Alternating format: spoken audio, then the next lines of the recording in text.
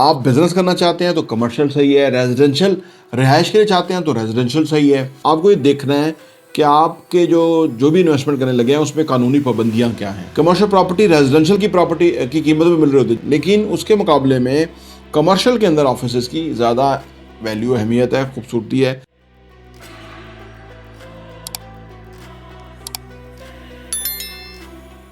बिस्मिल्लाहिर्रहमानिर्रहीम, अस्सलाम वालेकुम रहमतुल्लाहि व बरकातुहू। मेरा नाम अहमद अकील है। आप देख रहे हैं प्रॉपर्टी टीवी। कमर्शियल प्रॉपर्टी खरीदनी चाहिए या रेजिडेंशियल प्रॉपर्टी खरीदनी चाहिए।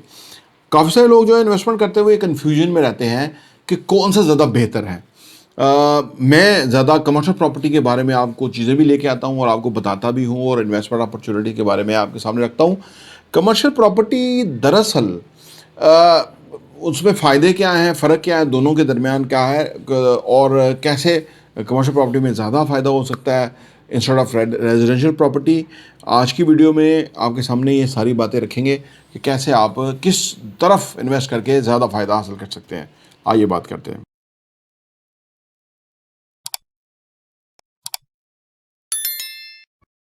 Welcome back. देखिए जी, आपको कमर्शियल प्रॉपर्टी खरीदनी चाहिए या रेजिडेंशियल प्रॉपर्टी खरीदनी चाहिए, इसके अंदर जो पहली बात, जो पैमाना है इसको मेजर करने का, वो ये है पर्पस एंड यूजेज। आपका जो प्रॉपर्टी ख़रीदने का इस्तेमाल क्या है। आप बिज़नेस करना चाहते हैं तो कमर्शियल सही है, रेजिडेंशियल रिहाइश के लिए चाहते हैं तो रेजिडेंशियल सही है। अच्छा, अगर आप इन्वेस्टमेंट पर्पस से ले रहे हैं तो फिर कमर्शियल में रिटर्न ऑन इन्वेस्टमेंट ज़्यादा है, फ़ायदा ज़्यादा है। रेजिडेंशियल ज़्यादा चीज़ें होती हैं, कमर्शियल कम होती हैं। फिर कमर्शियल में लोकेशन। तो पहला आपने देखना है कि मेरा पर्पस क्या है, यूटिलाइजेशन क्या है। ये दोनों चीज़ें क्लियर हो जाएं तो आपको फैसला करने में बहुत ही आसानी होगी। नंबर 2 ये है कि जी लीगल रेगुलेशंस। आपको ये देखना है कि आपके जो भी इन्वेस्टमेंट करने लगे हैं उसमें कानूनी पाबंदियां क्या हैं। अगर उसमें कोई ऐसी पाबंदियां हैं तो फिर आप कमर्शियल में हैं तो वहाँ नहीं जाएंगे, रेजिडेंशियल में चले जाएंगे। और अगर रेजिडेंशियल में ऐसी पाबंदियां हैं वहाँ पे तो फिर कमर्शियल। तो ये जो कानूनी मामला है, लीगल, उस चीज़ को भी देखना ज़रूरी है जबकि आप इन्वेस्टमेंट करने लगे। नंबर 3 और बहुत इंपॉर्टेंट है, प्राइस एंड ROI। यानी आप जो जिस कीमत पे आप ले रहे हैं वो कीमत क्या है। समटाइम कमर्शियल प्रॉपर्टी रेजिडेंशियल की प्रॉपर्टी की कीमत में मिल रही होती है। जैसे हम 6 स्टार हाइट्स में सेकंड फ्लोर जो है वो कमर्शियल है और वो ऑलमोस्ट रेजिडेंशियल प्रॉपर्टी की कीमत पे आपको मिल रहा है। तो समटाइम प्राइस बड़ी अट्रैक्टिव हो जाती है जबकि आप ख़रीद रहे होते हैं।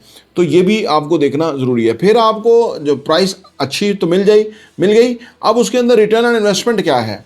तो कमर्शियल में ऑलवेज रिटर्न ऑन इन्वेस्टमेंट ज़्यादा होता है, क्योंकि कमर्शियल में लोग अगर फ़र्ज़ करें दुकान खोलेंगे, ऑफिस खोलेंगे तो ज़्यादा चलेगा। वैसे तो अपार्टमेंट में भी लोग ऑफिस खोल देते हैं, लेकिन उसके मुकाबले में कमर्शियल के अंदर ऑफिस की ज़्यादा वैल्यू अहमियत है, खूबसूरती है, ज़्यादा प्रैक्टिकल है और ज़्यादा आप जो है वो बेहतर अपना जो है वो डिस्प्ले कर सकते हैं। क्योंकि अपार्टमेंट के अंदर दीवारों के अंदर इतनी वेस्टेज हो जाती है कि आपको उसकी ज़रूरत नहीं, उसके बदले में ग्लास जो है वो अट्रैक्ट करता है ऑफिस को। तो कमर्शियल जो अगर सेकंड फ्लोर भी होगा तो वो हॉल होगा, उसको अकॉर्डिंगली आप उसको अपने कैबिन्स के अंदर और अपनी जो भी रिक्वायरमेंट है उसके अंदर कन्वर्ट और वो कर सकते हैं। तो ये भी देखना कि प्राइस क्या है जिसमें मिल रहा है और ये देखना कि रिटर्न ऑन इन्वेस्टमेंट क्या है उस पर मिलेगा। ये बहुत इंपॉर्टेंट है। नंबर 4 ये है कि जी कंपेयरिंग प्रोजेक्ट रिटर्न्स। आपने कंपेयर करना है कि किधर आपको ज़्यादा फ़ायदा मिलेगा।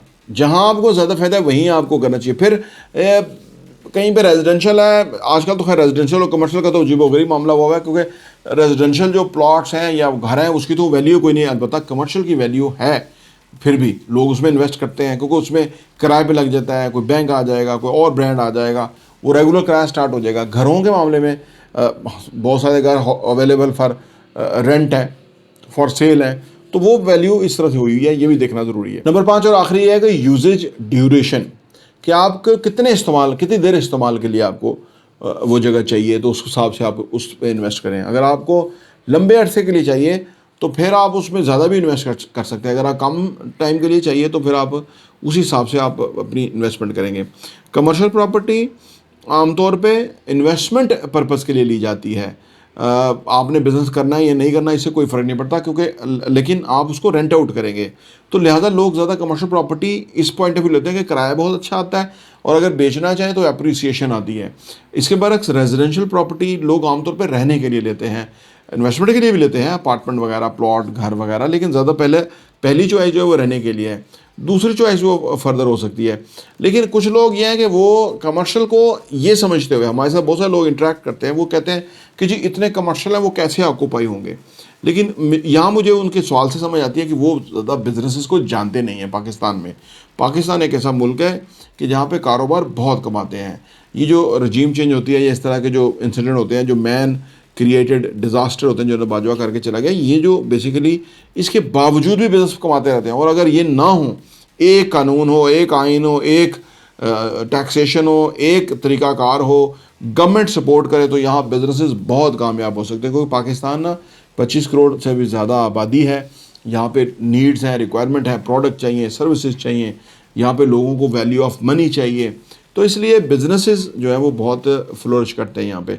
तो कमर्शियल प्रॉपर्टी इसलिए बेहतर होती है कि अगर आप इन्वेस्ट करें, अगर आप कमर्शियल प्रॉपर्टी में इन्वेस्ट कर लेंगे तो वो आपको रेजिडेंशियल से फ़ायदा ज़्यादा देगी। प्रॉपर्टी टीवी देखने का बहुत बहुत शुक्रिया।